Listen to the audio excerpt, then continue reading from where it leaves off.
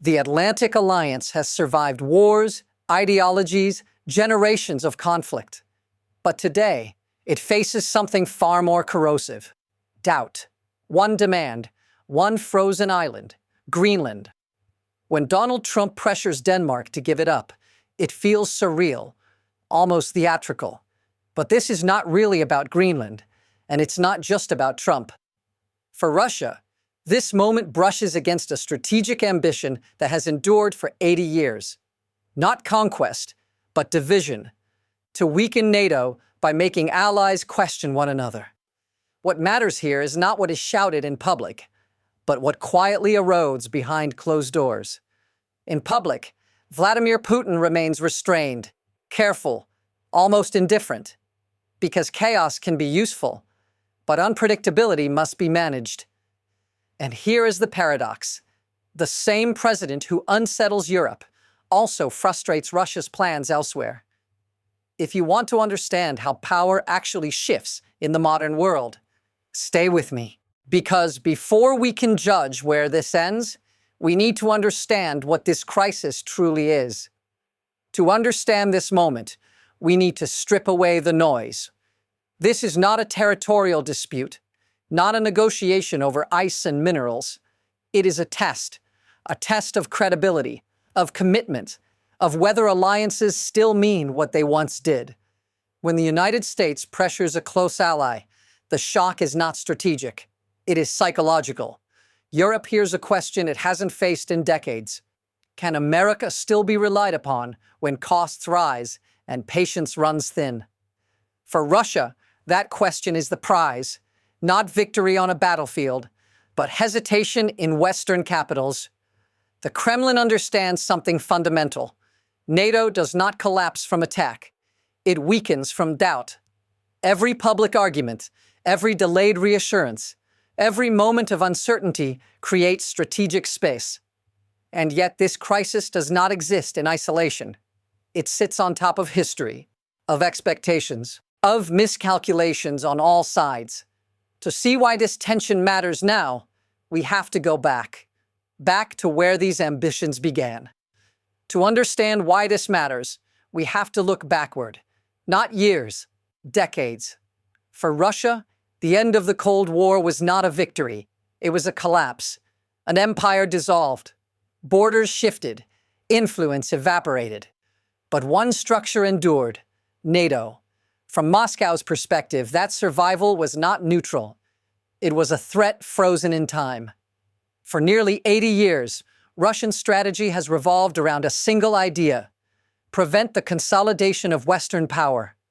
Not always through force, but through pressure, fracture, fatigue. The mechanism is subtle. Undermine trust between allies, exploit disagreements, let internal debates do the damage. Economic cycles matter here. So do political ones. Moments of transition are moments of vulnerability. And Trump's return created exactly that, a shock to assumptions. Which is why this crisis did not appear out of nowhere. It surfaced when the system was already exposed. And that exposure soon produced its first real test. Then the tension broke the surface. Not with an explosion, but with a reaction. As the Greenland dispute escalated, voices across Europe began to shift. Not unified outrage, but uncertainty. Debates flared, parliaments questioned, analysts hesitated. Was this a bluff, a bargaining tactic, or something deeper?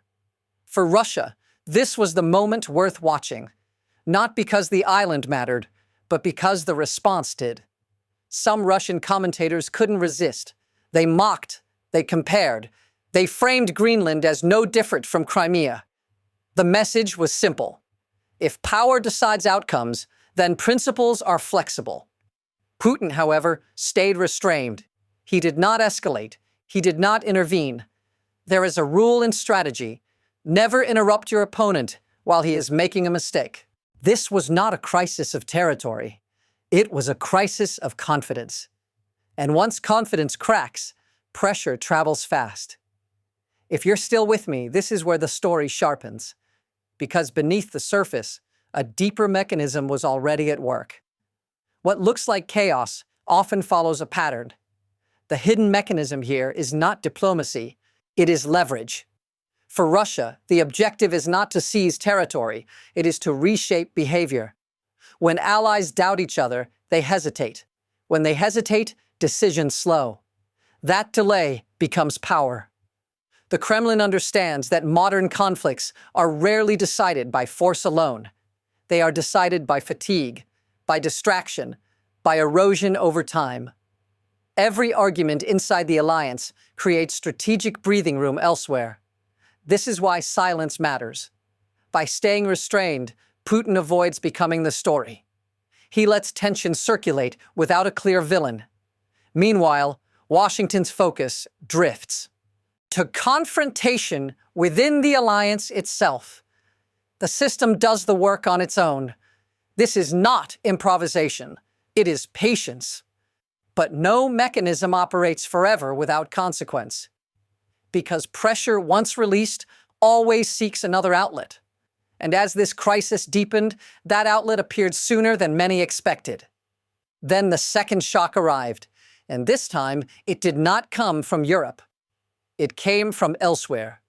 While attention fixated on Greenland, the United States moved decisively on other fronts, moves that directly undercut Russia's position. In the Middle East, Washington acted without hesitation. In Venezuela, a long-standing Russian partner was suddenly exposed. In the South Caucasus, American intervention reduced Moscow's leverage. Even at sea, Russia felt pressure.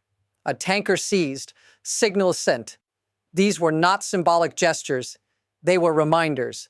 Power had not vanished. It had shifted focus. This was the uncomfortable truth. Disruption cuts both ways. The same unpredictability that unsettles allies also disrupts carefully laid plans. This was not the smooth normalization Moscow expected. No sanctions relief. No rapid Ukraine settlement. Instead, pressure arrived from multiple directions at once, and suddenly the gamble looked riskier. Because when attention fragments, control weakens, and the consequences of that were about to be felt far beyond diplomatic rooms. And now, this is where it reaches you. Because while leaders posture, uncertainty trickles down. It shows up in prices, in energy bills, in the quiet anxiety about what comes next. When alliances wobble, markets react, governments hesitate, and ordinary people absorb the shock. You are told this is abstract, geopolitics, strategy, but doubt is never abstract when it reaches your daily life. Security feels less guaranteed. The future feels less predictable. And in moments like this, fatigue sets in. People stop asking who is right. They start asking when it will end. That is the real pressure point. Because public exhaustion reshapes political choices. It lowers tolerance for sacrifice. It narrows patience. If you feel that tension, you're not imagining it.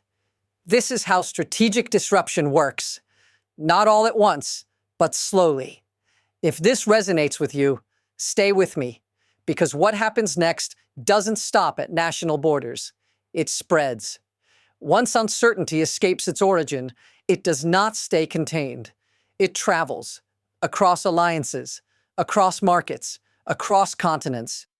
As transatlantic trust phrase, other powers take note, not with alarm, but with calculation.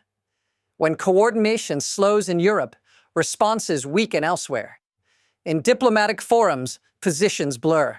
In security planning, commitments feel conditional. This creates space. Space for regional actors to test limits. Space for long-standing disputes to resurface. Even rivals who are not directly involved adjust their posture, because a distracted West is a less decisive one. This is how local tension becomes global risk, not through escalation, but through hesitation. The international system depends on predictability. When that erodes, deterrence softens, and soft deterrence invites pressure. For Russia, this diffusion of attention is the quiet payoff. Not victory, not dominance, but a world where responses arrive slower and unity feels harder to sustain. Yet systems under strain always face a choice. They adapt or they fracture. And that brings us to what comes next. What happens next depends on choices that have not yet been made. There are three paths forward. The first is repair. The alliance absorbs the shock, reaffirms commitments, closes ranks, doubt fades, coordination returns. In this scenario, disruption becomes a warning, not a turning point. The second path is drift. No collapse, no dramatic break, just prolonged ambiguity, delayed decisions, conditional promises. The system continues, but weaker, slower. This is the most comfortable outcome and often the most dangerous, because erosion feels manageable until it suddenly isn't. The third path is fracture. Trust decays beyond repair. Allies hedge. Unity becomes transactional. Security turns inward. In that world, power fills the vacuum, not always with force, but with pressure, with influence, with opportunism. History shows us something uncomfortable. Systems rarely collapse from attack. They unravel from unresolved tension. And the direction this moment takes will not be decided by rhetoric, but by whether confidence can be restored before doubt hardens into structure. Which brings us to the final question. What does this moment actually teach us? This moment is not a crisis of territory. It is a crisis of belief. Belief in guarantees. Belief that the system will hold when pressure rises. What Greenland exposed was not weakness in borders, but vulnerability in trust. For Russia, that vulnerability is strategic space. For the West, it is a warning. Because power today is not just about who has more weapons. It is about who can endure uncertainty without turning inward.